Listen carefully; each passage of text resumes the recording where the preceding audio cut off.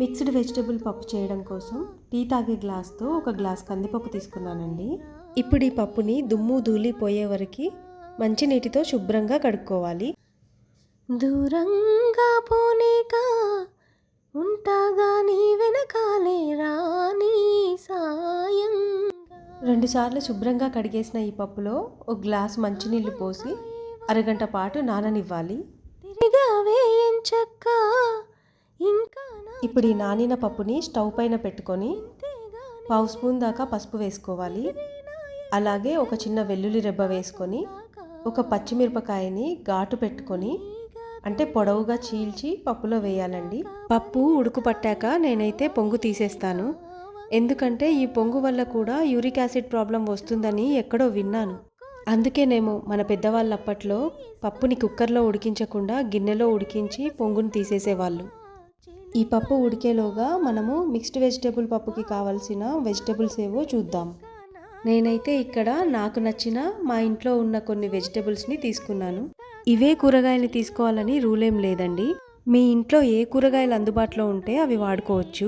ఇక్కడ నేను గుండ్రెడిది చాలా చిన్న సొరకాయ సగం ముక్క తీసుకున్నాను. పులుపు కోసం మామిడికాయ, 1 లేక 2 ఆలుగడ్డలు, 2 టమాటోలు, కొన్ని దొండకాయలు, అలాగే 2 పచ్చిమిరపకాయలు, ఒక మీడియం సైజ్ ఉల్లిగడ్డ, కొత్తిమీర తీసుకున్నాను. ఇప్పుడు పొట్టు తీయాల్సినవి తీసేసి కూరగాయలన్నింటినీ ముక్కలుగా కోసుకోవాలి. యంత్రం కూటికి మళ్ళీ తిరిగొచ్చే దారిని ఎప్పుడు మరిచిపోవెలా. ఓసారి అటువైపు వెళ్తుంది మళ్ళీ ఇటువైపు వస్తుంది. ఈ రైలుకు సొంతూరేదో గుర్తురాదెలా. కూకూ బండి మా ఊరుంది ఉండిపోవే మాతో పాటుగా. తునిగా తునిగా ఎందాక పరిగెడతావే రావే నా వంక. దూరంగా పోనీక ఉంటాగా నీ వెనకాలే రాని సాయంగా. దోసిట్లో ఒక్కో చుక్క పోగేసి ఇస్తున్నాగా వదిలేయ. కూరగాయలు అయితే కోయటం అయిపోయింది కదా.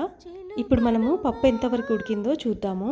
వామ్మో బాగుంది తిక్క నాకు నేర్పిస్తే చక్క. సూర్యున్నే పప్పు అయితే 70% ఉడికేసిందండి. చినుకులుగా ఇప్పుడు మనము ఇంతకు ముందు కోసి పెట్టుకున్న కూరగాయ ముక్కల్ని ఈ పప్పులో వేసుకోవాలి. నీతో ఆడి చందమామైపోయా. కూరగాయ ముక్కలన్నిటినీ పప్పులో వేసుకున్న తర్వాత తగినంత కారం వేసుకోవాలి. అలాగే మీ రుచికి తగినంత ఉప్పు కూడా వేసుకోవాలి. ఇప్పుడు దీన్ని బాగా కలుపుకొని కూరగాయ ముక్కలన్నీ ఉడికే వరకు మధ్య మధ్యలో కలుపుతూ ఉడికించుకోవాలి. కొంగలు ఎగిరి ఎగిరి సాయంత్రం కూటికి మళ్ళీ తిరిగొచ్చే దారిని ఎప్పుడు మరిచిపోవెలా. ఓసారి అటువైపు వెళ్తుంది మళ్ళీ ఇటువైపు వస్తుంది. ఈ రైలుకు సొంతూరేదో గుర్తురాదెలా. పప్పు కూరగాయ ముక్కలు బాగా ఉడికాయి అనిపించాక తాలింపు పెట్టుకోవాలండి. ఇప్పుడు తాలింపు కోసం స్టవ్ పైన మూకుడు పెట్టుకొని 2 స్పూన్లు ఆయిల్ వేసుకోవాలి. నూనె వేడెక్కాక చిదిమిన 4 వెల్లుల్లి రెబ్బలు వేసుకోవాలి. అవి కొద్దిగా వేగుతున్నప్పుడు తాలింపు గింజలు వేసుకోవాలి.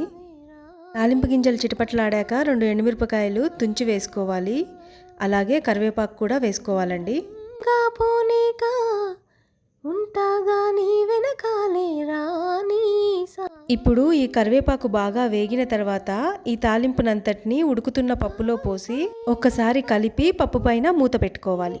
అంతేనండి, మిక్స్డ్ వెజిటబుల్ దాల్ కూరగాయల పప్పు రెడీ. ఇప్పుడు ఈ పప్పుని అన్నంతో కలుపుకొని అప్పడము చల్లమిరపకాయతో పాటు తింటే చాలా రుచిగా ఉంటుంది. ఇలాంటి రెసిపీస్ కోసం సబ్స్క్రైబ్ చేసుకోండి.